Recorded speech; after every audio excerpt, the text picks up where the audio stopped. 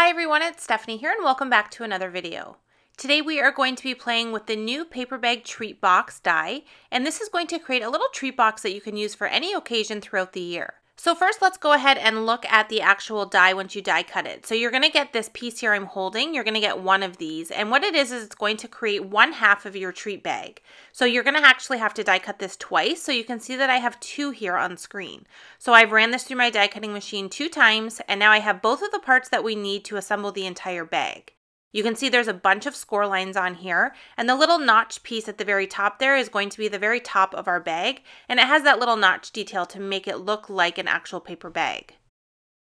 You can cut this out of all sorts of different things. You can use pattern paper, you can use a craft paper so it actually looks like a paper bag, but I'm going to be using a cloud stencil on here. This is Summer Splash cardstock for the base, and I'm going to use Peacock Feathers Distress Ink, and I'm going to create a cloud in the background to make it look like a cloudy sky.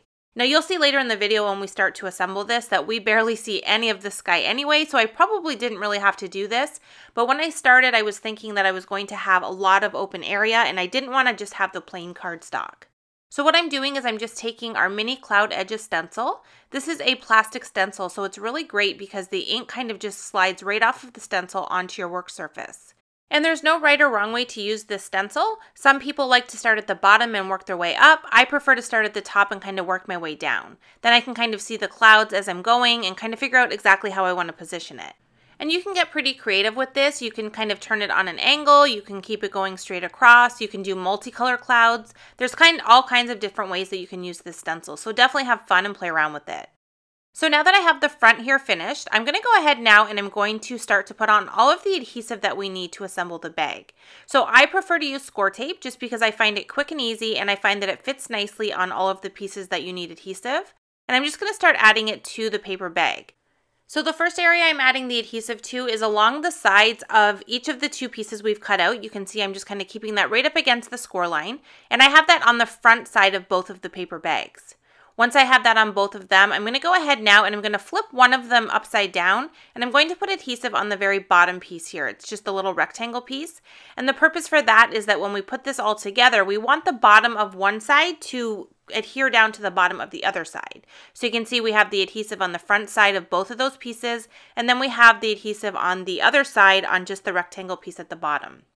And you can see here that I am removing the backing off of the adhesive, but I hadn't folded all my score lines yet, so I definitely recommend doing that first before you take the backing off of your adhesive. So just kind of go through and fold the 2 side pieces, bend in the middle part there, and it'll give you that really nice kind of form side on the bag, and then go ahead and fold up the bottom piece as well. And then once you have all of that on there, I'm going to go ahead and remove the adhesive on the very bottom piece. And now you just kind of want to be careful since we have a lot of adhesive exposed. I don't want pieces to kind of stick together that aren't supposed to. If you prefer, you can just take the backing off of the adhesive as you go. I just kind of find it easier just to take it off all at once.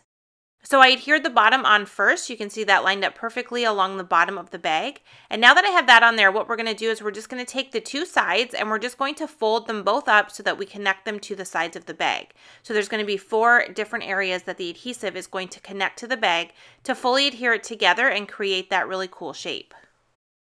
Once I have it lined up and I've pressed the adhesive on there, I like to put it down on my work surface and just kind of stick my fingers up inside of the paper bag and press down even more firmly just to make sure that everything is really adhered well, since it's going to be handled quite a bit and you're going to put stuff in it. So you really want to make sure that everything is nice and secure. There are a few different options for handles on the paper bag. This is the option I'm going with, which is just a little handle here. And when you die cut this, you have a nice finished side on one side of this die cut piece. So I actually die cut it 4 times so that I can glue 2 back to front, and I can do that for both sides so that we have a really finished look on both sides of the handle when we put everything together. I'm just going to set these aside since we're not going to add them till we're completely finished the bag, but I did want to show you the other options as well. So there is a little die here that will cut a little handle opening in the actual bag so you wouldn't have any handle sticking up. And then there's also a die that you can cut out a notch in the top to really get that paper bag look. So it's kind of optional, however you want to dress up the top of the bag is completely up to you. Okay, so now that we have the bag put together, we can go ahead and decorate it. And there are a ton of ways that you can decorate this. You could use stamped images, you could use die cut words. I decided to use our Little Piggy die, and I want to have a little bit of grass at the bottom for him to stand in. So I used the Grassy Edges die, and I just cut out 2 pieces. I used 2 pieces of green, a darker one which is Gumdrop and a lighter one which is Limelight, just to give a little bit of contrast when I add it to the paper bag. So I'm using that same score tape and I'm gluing the 2 pieces together and then I'm gluing them directly onto the front of the bag. And now we can set the whole paper bag aside because we're going to work on our actual little piggy guy who we are going to add to this when we're done.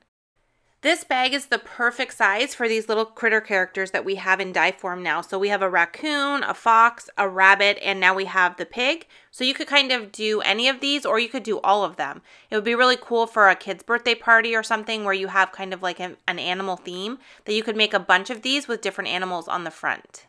So I've already die cut all of the pieces that we need to assemble our little piggy, and what I'm doing right now is I'm just taking some Distress ink and I'm adding a little bit of shading onto this cardstock. You can die cut this from white if you prefer and use Distress ink to completely color it, but I wanted to save a little bit of time with the inking and I decided to just use the pink cardstock and have the Distress ink be something that adds a little bit of contrast to it and just adds that little bit of dimension that I'm looking for. For the little nose here, I'm adding Distress ink on here as well, since I want that to kind of stand out from the face when we add it on. And actually, I'm not even sure if it's called a nose. I'm pretty sure it's called a snout. So either or, you kind of just want to add a little bit of ink on there just to give that just a little bit of pop around the edges so it really stands out on his face. His tummy area is die cut from white cardstock, and I used that same spun sugar ink, and I added a bunch of ink to that to kind of make it look like it was pink, but still have that little bit of white highlight on the one side. And now we have all of the pieces inked here, I can go ahead and start to add everything to the little piggy. So I first added his little snout with some foam adhesive. I wanted it to raise off the card and have a little bit of shadow since we have the whole detail in the inside area of the snout. I just think it looks a little bit more realistic by having that dimension on there. For the tummy, I used regular adhesive and just added that directly on there. And then I'm going to start to add him to the paper bag as we assemble him. So first his body, I'm going to tuck him down into the grass, and I actually cut off part of his feet. He didn't go down as far as I wanted him to, so by trimming off a little bit of his feet on the bottom, I was able to kind of put him down farther into the grass where I wanted to position him. For his little tail, I used some liquid glue and just kind of tucked it underneath of the piece we had already added to the little paper bag, and then I'm just going to let that dry in place while we do the rest of his face. So I added his little eyes, which were cut from gravel gray cardstock. I kind of like the look of the gray versus a really stark black, so I decided to go with that. For his little inner ear pieces, I had them die cut from white cardstock and once again used that spun sugar just to add a little bit of pink. And now for his little arms, I'm adding his hooves that I had die cut with that same gray ink that we used on his eyes. And I'm just going to kind of put these on his body with some liquid glue before we attach his head. With his arms, I wanted to be able to kind of lift them up a bit to make them a little bit dimensional, so I only put the liquid glue at the very end that tucks underneath of his body. And then you can see I was able to kind of lift up the ends of his arms, and they just look a little bit more realistic because they actually lift off of that paper bag. And I miss sharing it on camera, but I just wanted to mention that for the head, I did use foam adhesive to adhere that on. I just think it looks really cool with that little bit of dimension that you have underneath of there. And then the last thing we need to do is add his little mouth. This is just a little tiny die cut, so I used liquid glue to add that. And now we have our entire little piggy image complete, and we can go ahead and assemble our little handles and add those to the bag as well. So like I mentioned, I just kind of glued those back to front so we have a nice finished side on each side of that little handle. And then I used score tape to adhere them to the inside of the little treat bag. And now that it's finished, you can see that I mentioned earlier about the clouds, so we don't actually really even see those since he is so big and pretty much covers the whole front. So you can definitely skip that step if you are recreating this exactly. The last thing we're going to do here is add a little sentiment. So I have a sentiment from the More Essential Sentiments stamp set. I stamped it onto black cardstock with Versamark ink, which is a clear sticky ink, and I heat embossed it with white embossing powder. And then lastly here, I'm just going to add a little bit of detail on him with a white gel pen. So I have a little bit of dot detail on his cheeks and his tummy. And then I'm also going to add a few highlights to the inside of his ears, the top of his head, and his little snout.